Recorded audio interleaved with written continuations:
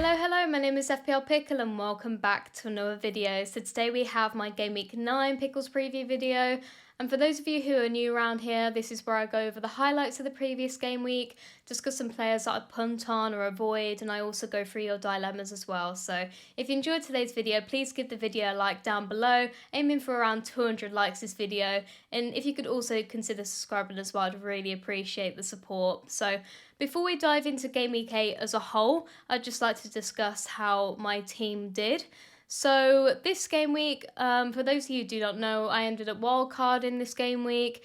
It was time. I had no Arsenal players. The rank was not looking great, and I felt like we needed to do something. We needed a change. So this is the team I ended up wildcarding into, and I ended up with 77 points overall, which gave me a pretty healthy green arrow. I went from 2.6 million to 1.8 million. So I'm very, very happy with that. And on the whole, I'm pretty happy with the team and how I've structured it. So I guess the highlights of it are the kind of Arsenal combo I went for, or shall I say trio, because I was sort of debating whether to go with double Arsenal attack with the likes of an Eze or just stick with double Arsenal defence because how reliable they've been. But with that, I was also thinking, do I stick with Raya, who's a little bit safer as a pick, or go for Timber, who was a lot more exciting? And I've just thought Raya didn't really seem worth the money. And well, Raya did match Timber, but I think on the whole, I am really happy with the combo I went with. Gabriel, absolute monster once again, got a cheeky little assist in there, clean sheet, bonus points, so close to DEFCON. I think he was on 9 DEFCON. And yeah, I'm just really, really happy to have him back. I just, in hindsight, I'm like, how did I not even have Gabriel in the first place? But it is what it is. So yeah, happy with that. And Saka even getting 7 points without actually getting an attack and return. He got DEFCON, like, what? So considering that, was very, very pleased. And, you know, with the likes of Gyökeres, again, not returning, I just feel very happy with that combo there. And then the rest of the team, I suppose, the rest of the midfield wasn't outstanding by any means.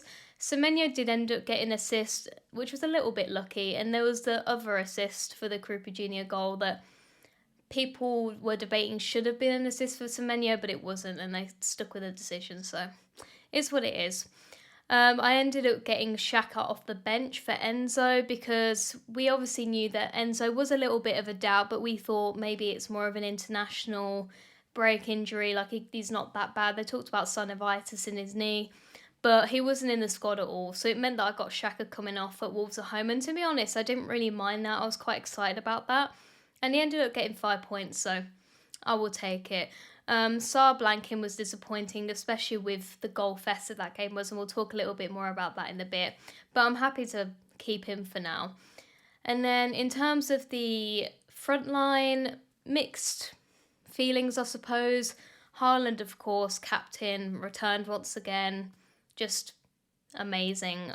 I don't really need to say much more about that. He's been absolutely incredible. And, you know, Salah blanking once again. You know, I just feel very happy that I've made the switch. And I feel as though at the moment I'm happy that I just went with the Haaland only draft because I feel like the balance of my team is a lot better, especially when we can see that Liverpool aren't really performing at the moment. And then we got Voltemado, who did get a cheeky goal towards the end. It was a very cheeky goal. So yeah, happy with him. Didn't do much in the Champions game last night. Gordon was the one that was more doing the returns there. But I think, to be honest, I'm happy to have Voltemado rather than Gordon at the moment. The minutes look better. And yeah, I just think he's a reliable pick for now. Although the forward options seem to be opening up a little bit, which I'll discuss a bit later as well. And I suppose the last person to talk about here, unfortunately, João Pedro just didn't really do anything again. I think he had one shot in the entire game. I think it was like 0.04 XG. It was just quite unfortunate. I'm a bit frustrated and I've lost money on him now. I think he's 7.5 mil, whereas he was 7.6 when I bought him. So it's frustrating, but I think I'm tempted to hold for the moment. But yeah, it's a little bit irritating. So that's the team. I'm pretty happy with it and I'm excited to see how it will perform over the next few game weeks.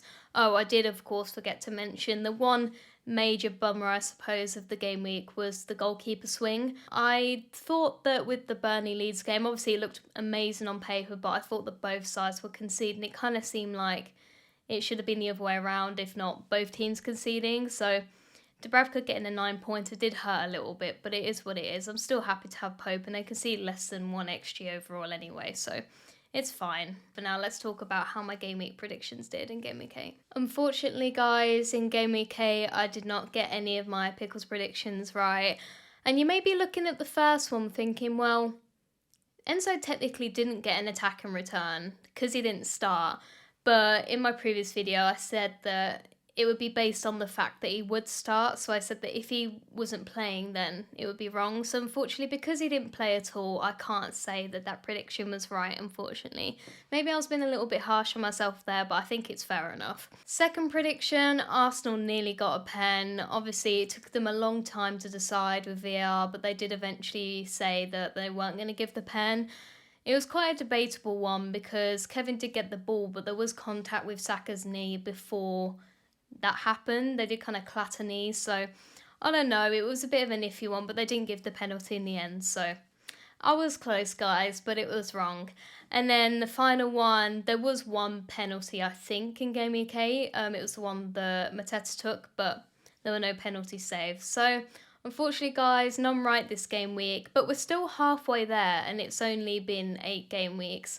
So, like I said, I'm feeling pretty confident. And if you have any charities down below that you'd like me to support, if I get all 10 predictions right, or more than 10, then please let me know down below in the comments. And also with the pen decision, let me know what you thought about it. Do you think Arsenal should have had the pen, or do you think that it was the right decision? Let me know. But now let's talk about the Game Week highlights as a whole. So Game Week 8 was an interesting one in that there were quite a few results that I wasn't really expecting. But to start off with, this is one of the games I'm not overly surprised by. Nottingham Forest versus Chelsea ended up being 3 goals to Chelsea, no goals for Forest. And, well, the first surprise, I suppose, was that Wood was benched for this game. Awoniyi was back, I think, for the first time since his horrific injury back earlier on this year. So it was nice to see him back. But to be fair, based on the data, I think Forest were very, very unlucky to not score. And I think Chelsea were very, very lucky to not concede in this game. 2.35 XG. There were 4 big chances missed. I think Williams missed a big chance, Morgan Gibbs-White. Like, I was watching the highlights and I was like, how have they not scored in this game? So that was quite a shame for Forest, and we saw that basically right after the game, they were waiting no time. Ange Postecoglou got sacked, and we now know that Sean Dyche is taking over. So that will be quite interesting for Forest, especially with the fixtures coming up. They're a little bit of a mixed bag, but they're not too bad. We'll have to see how they start performing defensively, especially because, you know, we might see that Forest options may become options again, but we've got a little while to wait yet. I don't want to rush bringing any of them back in at the moment. They've been very, very, very poor this season. I do feel a little bit sorry for Ange, but it is what it is. In terms of the goals for Chelsea, all 3 goals were from set pieces. Forest are looking very, very poor from set pieces at the moment. That is something that Sean Dyche is going to need to work with them on. A goal and an assist for both James and Neto, and an Akampong goal as well. I'm so sorry if I said his name wrong. It's really nice actually to see James fit and remaining fit and doing what he does best, because he's just an absolute baller. His delivery is incredible, and it's just nice to see him playing regularly. He's been getting 90 minutes for a little bit now, and just seeing him actually remain fit is obviously tempting, because we know that James can absolutely haul. I don't think it's feasible for me to really put him in at the moment when I've just wildcarded, but if anyone that needs a defensive option or they want to take a punt on someone, I do quite like it. I just have never wanted to pick him because I'm forever worried about injury, but seeing him just remain fit for a decent amount of time now, it is making me wonder. But anyway, and of course, again, Chelsea getting another red card. Of course, it didn't really impact how the game went for them, but are they ever going to escape that? I don't know. Who will it be next week? Comment down below who's going to get sent off next week for Chelsea. I'm so sorry, Chelsea fans, but oh my gosh, many, many red cards for you guys at the moment. So yeah, that was that game. The next one did surprise me a little bit in terms of how it went. So 2-1 to Brighton. Welbeck getting a brace again. Took the goals very, very well, and Ruta getting the assist for the first goal. It's nice to see Welbeck doing well because he's always a player that I'm always interested in because he's a little bit cheaper, you know, especially when we're trying to fit a lot of midfielders in. But he's not the most consistent, but seeing him score, it's, you know, it's tempting me a little bit, I'm not going to lie. And then Van Hecke, I'm so sorry, I've just noticed. Let me point out, my left and right's terrible. I put clean sheet there. I did not mean to type that, and I don't know why I did. I'm sorry. He did not get clean sheet points, but he did get DEFCON. He got 16 defensive contributions, I think. And I think with the fixtures coming up, especially if you're thinking about an Anderson replacement, don't mind Van Hecke as an option, you know, for 4.4 million. Quite cheeky. Speaking of cheeky, although Newcastle didn't win the game, unfortunately, Voltemada did score, which was very nice for my team, as you saw. And it was a cheeky little flick on the back of his heel into the goal. Very, very nice goal. If you haven't seen it, I'd definitely check it out. And he also missed a big chance. And Burn get a DEFCON once again. So, yeah, it was a shame for Newcastle. They did concede less than 1 XG. So I think defensively I still feel okay having one, despite the fact that Livramento's out. And that was very unfortunate as well. I'm very happy still having Pope in my team and hoping that over the next few game weeks he will get something for me, or at least some saves. He didn't get any really in that game. And then the next one, Burnley 2, Leeds 0. And you know what? Based on the data, this flattered Burnley entirely. They did very, very well. You know, they stayed strong that whole game. How Leeds didn't score in this game, I have no idea. But Chaona had an absolute screamer goal. It was an unreal goal. If you haven't seen it, please have a look. Ogachukwu scored as well, with Florentino and Walker getting an assist and DEFCON between them. Florentino perhaps been an interesting midfield option if you want someone a little bit different and is cheaper. But you might want to stick with the likes of Xhaka, who might be a little bit safer. But it's an option nonetheless. But yeah, Leeds, wow. I mean, 2.63 XG. They had 17 shots in the box. Absolutely incredible. I have no idea how Burnley did cling on to that, but they did. And yeah, Dubravka owners, you know, got some nice points there, which I'm a little bit salty about, I'll be honest. And once again, DCL being quite wasteful. He just can't score. He's never, like, it's been the same since he was at Everton, since he's been at Leeds, you know, just his whole career basically. He's always been quite wasteful in front of goal, and he's just not someone that I'm interested in, even with the fixtures, even with West Ham. It's just, I wouldn't go there personally. I'm not a fan. Crystal Palace versus Bournemouth. Wow, wow, wow.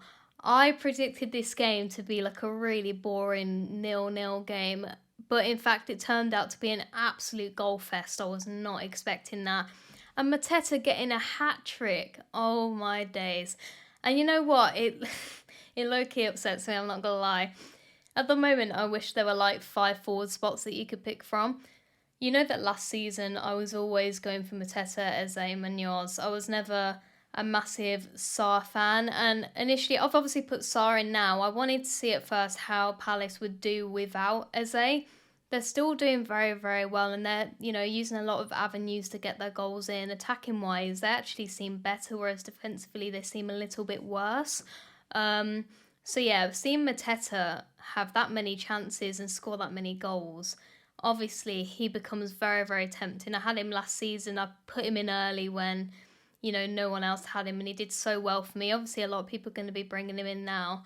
At the moment, I don't feel like I can fit him in, especially when they got Arsenal away next. It's not a fixture that I'd really want to target, but he is definitely an option going forward, I think. If he continues to get the chance, and his data's been very good all season, to be fair. If he continues to perform at this level and get these chances, he's someone that I'm going to want to fit in soon. And I guess JP being on the chopping block first. So yeah, and so not only did he get the hat-trick, he got a pen for the final goal, missed 3 big chances, and the final one, how he missed, I have no idea. Oh my gosh. But yeah, and Munoz getting 2 assists, that man is so attacking. I think if you want a cheeky option that's a little bit more expensive, Munoz, you've got to fit him in if you can. He's unreal. I wish I had him. Like the Mateta-Munoz pairings, it just took me back to last season. I was like, oh, I want that back. But anyway, yeah, I love Munoz. He's so attacking. He just gets so far forward, like insane.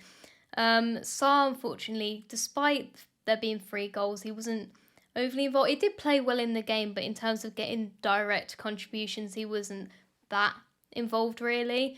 Did have a big chance that he missed towards the end, which was unfortunate for me as an owner.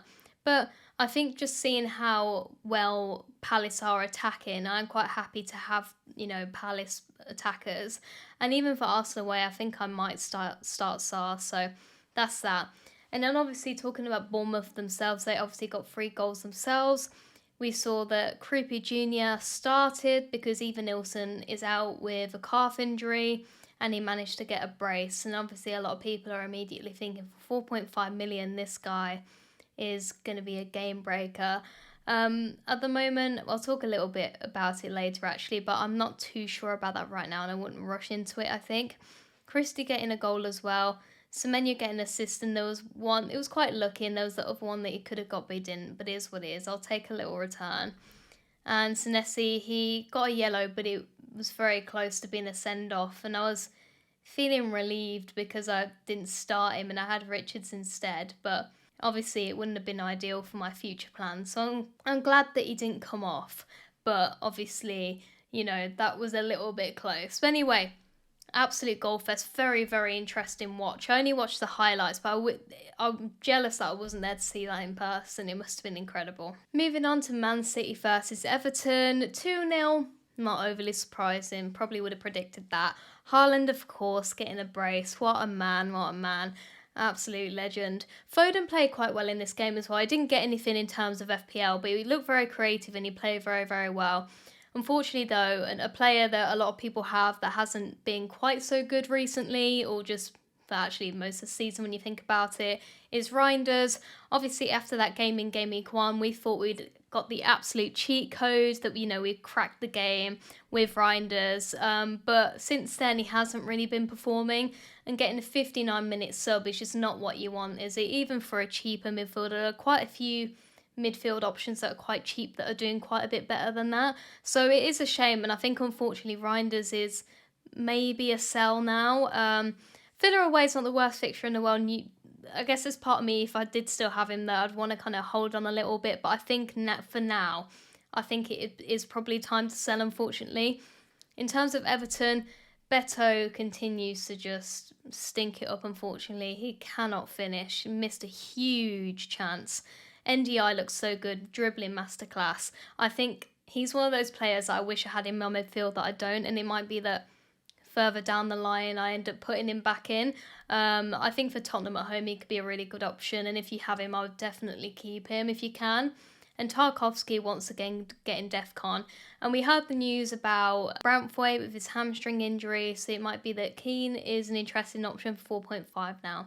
Not too sure myself, but it is an option nonetheless. So yeah, those are the fixtures. Let's talk about some more. So along with the likes of Dubravka, people who had Sunderland players had absolutely feasted on their bench boosts this week. Mukiele getting a goal, clean sheet, 17-pointer. That alone outscored my entire bench boost by quite a stretch last year. So if anyone had Mukiele in their team, fair play, congrats. That is an absolute return, isn't it? I mean, it was a pretty good fixture anyway, but to get that sort of return is just unreal.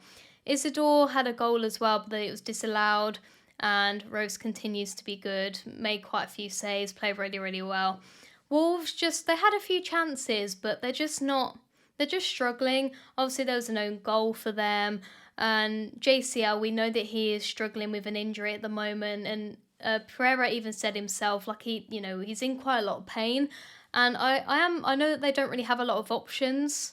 Like Wolves' depth is, it's not good, but I do wonder why he's playing for it. I do wonder whether they just need to give him a little bit of time off, and therefore I just would not pick him. They're just lacking creativity, they're just struggling, and I do unfortunately think that Wolves, although they did have some chances, I think they are more of a team to target at the moment. So in terms of Burnley players, especially with my Dubravka and Pope, who do I start? I'm not sure. Moving on to Fulham versus Arsenal, 1-0 to Arsenal. So the big blow towards the start of the game for Fulham was that Anderson got injured. I, at the moment, I don't have any updates on that injury. They're thinking it's more of a hamstring injury, perhaps grade 1, but we don't really know how long he's going to be out for.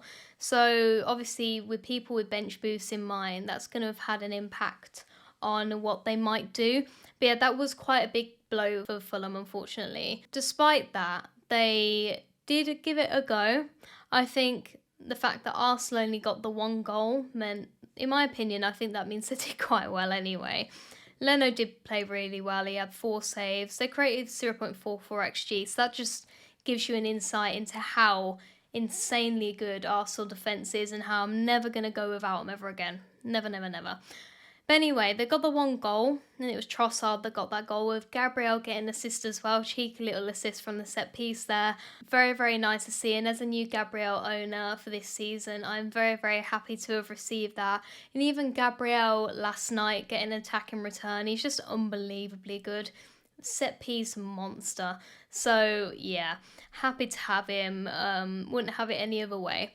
Despite that though, Saka was the man of the match, and this man managed to get a 7-pointer without even getting an attack in return. Got bonus points and he got DEFCON, which was baffling to me, but he did. Played very, very well, was running all over the gaff. And unfortunately for Gyökeres, didn't get anything again. Had a few chances, but the dry spell continues, although last night he did get 2 goals. Were they a little bit fortunate? Possibly, but he is getting in the spaces and he is in the positions to get the goals, so it must be frustrating as a Gyökeres owner, and I would be finding it difficult to decide what to do. I guess I would probably be quite frustrated and want to get rid of him, but at the same time, he could score, but then Crystal Palace at home is not the best fixture, so yeah. Unfortunate for Gyökeres owners, especially at his price. Yeah, that was that game. Moving on to Tottenham versus Villa. I did not expect us to win this game. I in fact predicted it would be the other way around. I predicted that Tottenham would get 2, Villa would get 1, but I was very pleasantly surprised. A few benching surprises though. Richarlison bench, which is a bit less of a surprise, and I'm kind of happy to see, based on what I said a few weeks ago, that he hasn't turned out to be the best of options. The week that I said avoid, he ended up starting and getting a goal, so I was a bit like, oh damn, but he isn't really reliable for minutes, so not ideal, and I do feel sorry for Richarlison owners, but I'm kind of glad I called that one a little bit right. But anyway, but Watkins getting benched, I wondered whether he wasn't starting because he wasn't quite fit, or whether he'd just been dropped. Marlon definitely deserves to be starting, but I was shocked to see that. Didn't really get anything in the game anyway once it did come on. But yeah, the goals that we did get were unreal. Rodgers with a fantastic goal, and the Buendia goal was insane as well. The pass from Cash was absolutely unbelievable. If you haven't seen that, please have a look on the highlights. But yeah, I'm just so happy that we managed to get the points here. We really needed them to get back up the table a little bit.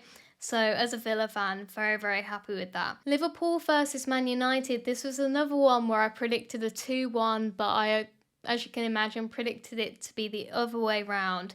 Man United getting a win here was absolutely huge.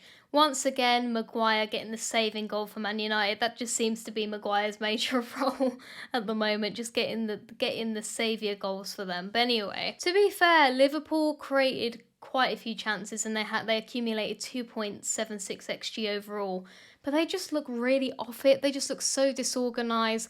All these new signings that they've brought in just don't really seem to be having an impact. I mean, Wirtz didn't even start anyway, but Isak just doesn't look great, really. Gakpo did end up getting the goal, and I feel like out of all the players that are there, he's the only one that's really getting anything. Missed quite a few. I think he hit the post quite a few times, and he missed a big chance as well. So I feel like at the moment, even though we were discussing getting Salah in a few game weeks' time, Salah continues to just not really do all that much. He missed a huge chance towards the end.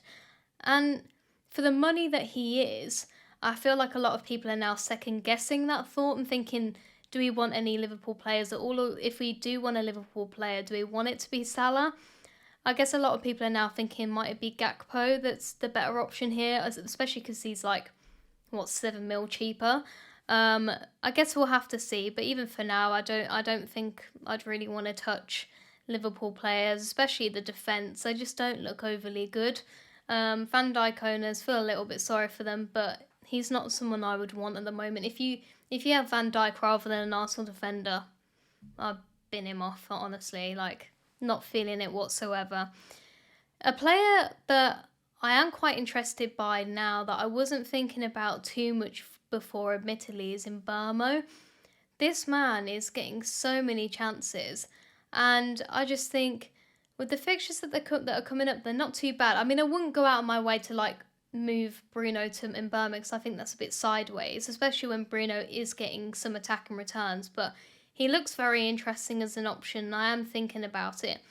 Lamans has been good as well. I think he's been a really good signing for Man United and he's doing very well for them. So, massive win for Man United there.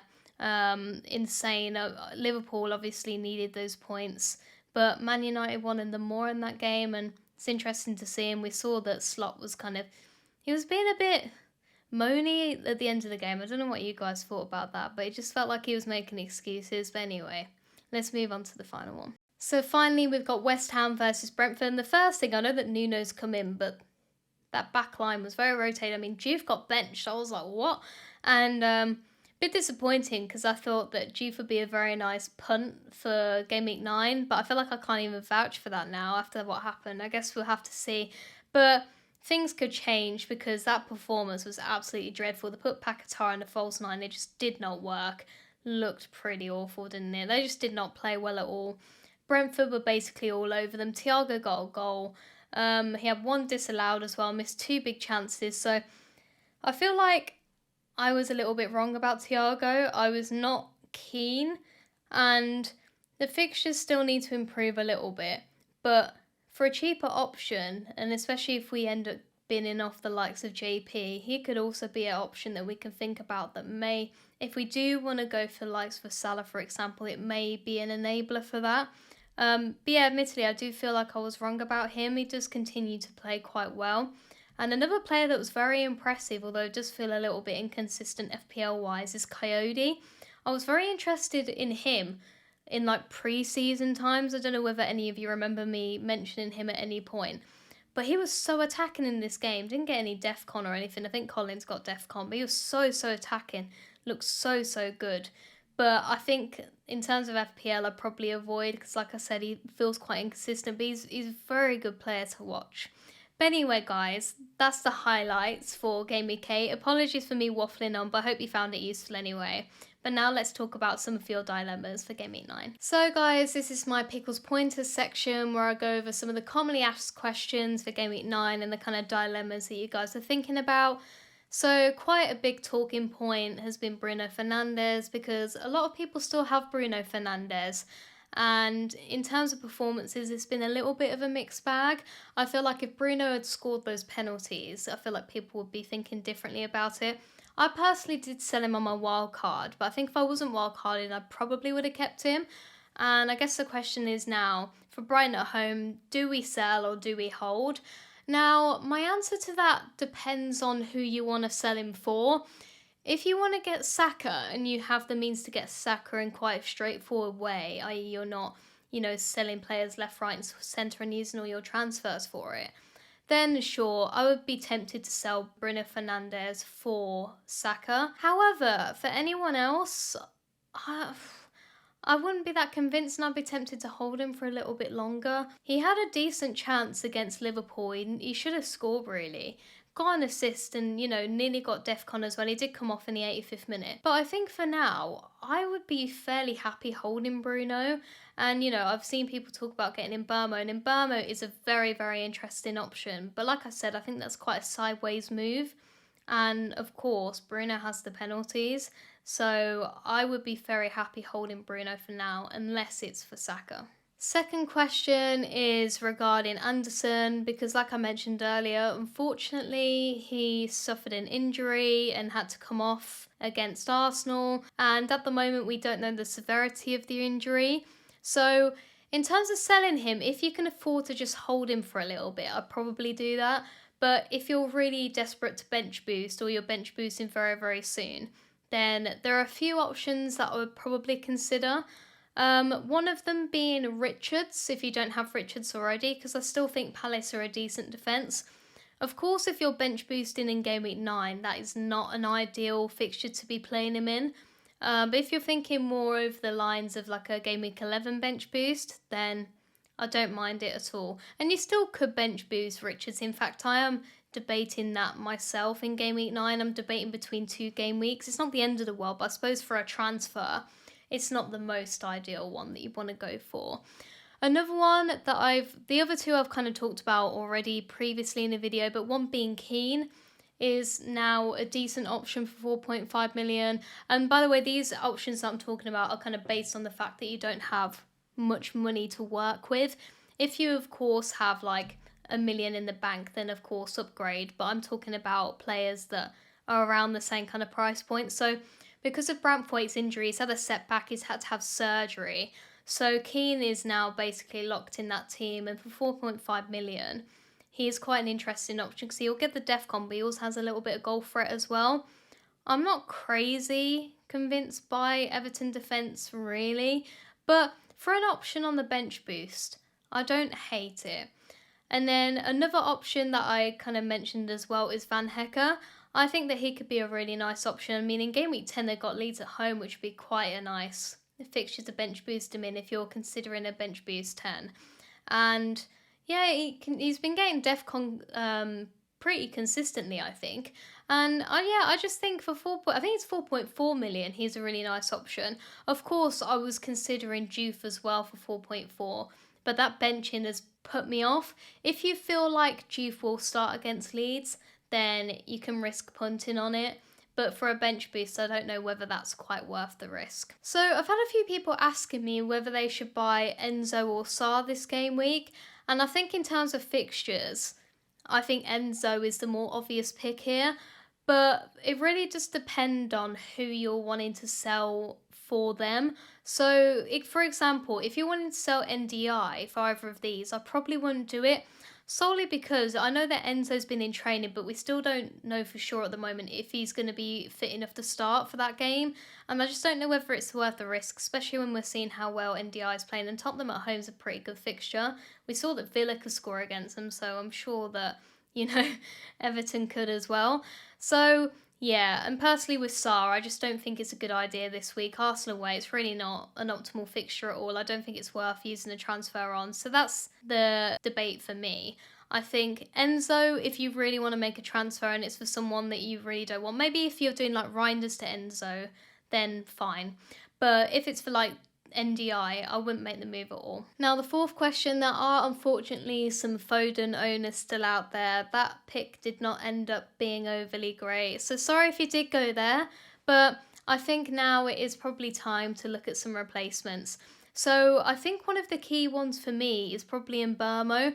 The fixtures for Man United are looking on the up, to be honest, and they look very interesting, and I think if I could have in Burmo, I probably would, so I think that would be a switch that I'd make quite easily.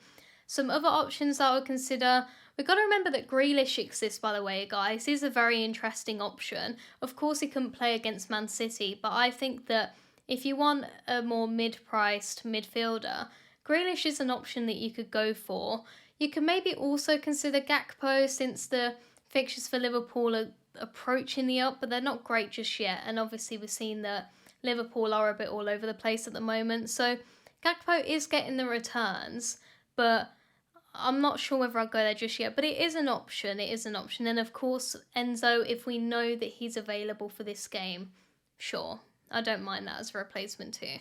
So those are the few that I'd probably consider for Foden. In terms of selling players now, so JP and Gyökeres, they're obviously two very expensive forwards that a lot of us have had in our team. Quite a few people unfortunately have both, and it's like, well, is it time to get rid? And I think unfortunately, and I'm not even being biased by saying this, I think with Gyökeres, with the amount that he costs, and you don't have the likes of Saka, I think it is unfortunately time to get rid of him.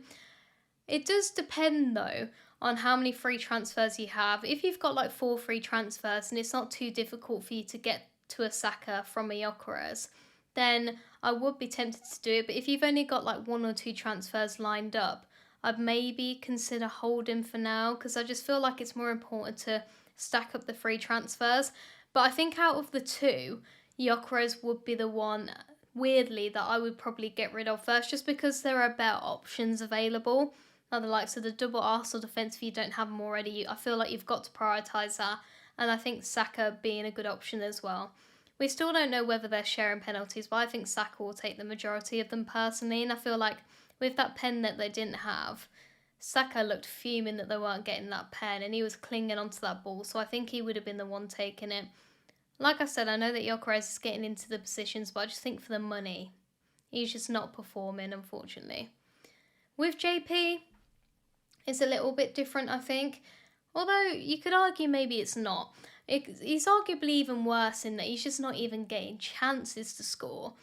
But I just think with the fixtures that they've got coming up, he still might be on pens. He might not be Enzo taking them. I feel like at least for another week, maybe hold on a little bit longer. But me personally, I do feel like if he continues to stink it up like he is, and he's so frustrating to own, he's like this every single season, but if he continues to do this, I feel like it's like a toxic relationship. But yeah, if he continues to not perform and continues to just get 0 shots the entire game, then fine, ship him out. But I would give him one more week personally. And then in terms of captaincy, I'm not going to lie, guys, keep it simple. Captain Haaland, bish bash bosh. I don't really feel like I need to list a load of players that you should captain this game week. Don't really feel like Saka's a decent option. Salah's not performing at the moment. I just think at the moment, especially with the likes of, with Chelsea assets being a bit uncertain at the moment, I would just go for Haaland and that is it. Boring, but I'm quite safe with captaincy. I like Haaland for this game week. Let's move on to look at my punts for game week 9. So this is my Pickles punt section where I talk about some players that if I had the opportunity to, I would probably take a punt on in game week 9. And we've talked about this man a little bit already, but I think Reece James for game week 9 could be an awesome pick. For Sunderland at home, this man has been getting 90 minutes for a few games straight now. It seems like he's fit and he's staying fit. And like I mentioned, that has forever been my fear with him. There's been so many, times where, we get reeled back in with him because of how good he is, and then he gets injured. It's the worst. But now that we've seen that he's actually remaining fit, I would be tempted now to put him in my team. I just think, like I said, he has the opportunity to absolutely haul. I feel as though Chelsea could keep a clean sheet here, although it's less certain, but I think more so Reece James could get attacking returns in this game. And I think going forward, if he can remain fit and get the minutes that he is, he's just an awesome pick to have. So, big Reece James fan here. Was always worried, but I'm feeling a little bit more chill about it. So if you want to punt on it, do not hate it at all. Second one, Danny Welbeck. I know that this probably seems a little bit knee-jerky, but it's not his first brace that he's had this season, by the way. And I think the fixtures coming up, Man United away, maybe not the best on paper, but Man United are conceding a lot of XG still. And it is his old team, Danny Welbeck, and I could see him doing well in this game. So if you are desperate to downgrade a Gyökeres, JP picks, I don't mind Danny Welbeck as an option. They have Leeds at home in 10 as well, so that's very, very nice. So he would be a cheaper asset that I would be tempted to bring in, especially when the likes of Thiago got Liverpool at home and things like that. So that's that, and Mateta having Arsenal away, so I like it. And then the final one, perhaps not so much for a massive punt per se, but his EO still quite low, is Nick Voltemada. I think they've got Wolves at home next, and of course Anderson's injury has been a blow to Fulham. They don't really have many backups. Their squad depth is not incredibly great in terms of their defence, and I could see at home Newcastle doing quite well here. I know that in the Champions League, Voltemada didn't really do anything. It was more Gordon doing all the business, getting the goal and the assist and things. But I still think that this could be an opportunity for Nick to do really well in this game. So these are the 3 players that I would probably punt on. I had Juve in here, but yeah, after that benching, I wouldn't go near him. A cheeky bonus player that I maybe punt on if you're really desperate for a cheap midfielder is Florentina for Wolves away. We know that Wolves have been struggling, so just a little bonus punt there if you were thinking about it, and maybe a bit of confirmation bias there. So yeah, that's the punts. Let's move on to the passes. So one of these in particular may shock you, but these are the players that I just wouldn't really go for this game week. So the first one is Krippy Jr. And I know that a lot of people are talking about this and that this guy could be an absolute, game breaker because of how cheap he is, and it's a 4.5 million forward that's actually going to play. And I get that, I really do. But I do feel as though people are kind of overreacting a little bit. I don't know, maybe that's controversial, but we don't know how long Evan Nielsen's going to be out for. It is a soleus injury, and those can take a little bit of a while to get better, longer than you might expect, but we still don't know. Even Nielsen could be back in a couple of game weeks' time. And then Krupa Jr. just probably doesn't become an option again. I know it seems like he's really fighting for his place here. Like, he's performed really, really well as soon as even Nielsen's out. But I just feel like it's another transfer waiting to happen. And I'm just unsure about it. I don't know if I would want to go there at this moment in time. There are cheaper midfielders, forwards, sorry, that you can go for. Not cheaper than him, but cheaper ones that you can maybe go for if you want to upgrade your midfield. But I think because of how Liverpool are playing as well, I feel like one of the main reasons you'd want to do this is so that you can stack up your midfield with the likes of Salah, for example, going forward. But I suppose with how Liverpool are performing, we might be second guessing whether we really want Salah now, and it's like, do we really need to, have a player this cheap in our forward line? I don't know. I don't mind it as a punt, but personally, I just don't think I would go there. It seems a little bit risky to me, and I just don't know. Yeah, I just don't think it's worth the risk, in my opinion. So, for me, unfortunately, I'm going to say avoid. To add to that as well, I know that Nottingham Forest have been very poor, but there is that chance of there being a new manager bounce and Forest getting a little bit stronger defensively with Sean Dyche coming in. So, yeah, that was just another random thing. But anyway, moving on to Strand Larsen. A better fixture on paper, Burnley at home, but Wolves are just not at it at the moment. They're not a team that I would want to, have any assets in at all. And like I mentioned, Strand Larsen is currently suffering with an Achilles injury and he's having to play through it. And Pereira said he's in a lot of pain. And I just think because of that, he's just not playing how he normally would because he's struggling. I don't think he should be playing personally. So despite how nice that fixture looks, I wouldn't go there. And then finally with Cody Gakpo, I just feel, although he's getting the returns and that we want some Liverpool assets soon, I just feel like in terms of midfielder picks, he doesn't feel like a priority at the moment. And I do feel that Liverpool need to sort themselves out a little bit. And there is still that minutes doubt a little bit. I'm still not amazingly confident with his minutes. Maybe I should be by now. But yeah, I'm just not overly confident, and I just feel at the moment it's not a priority, and he's not someone that I would go for. I feel like Brentford could do well against Liverpool, so we'll see. But for now, Cody Gakpo, I won't go near him. Let's now move on to my Pickles predictions for Game Week 9. So guys, these are my predictions going into Game Week 9, and the first one, is this a little bit rude? Maybe, I'm sorry, but I'm predicting that DCL will miss 2 big chances against West Ham.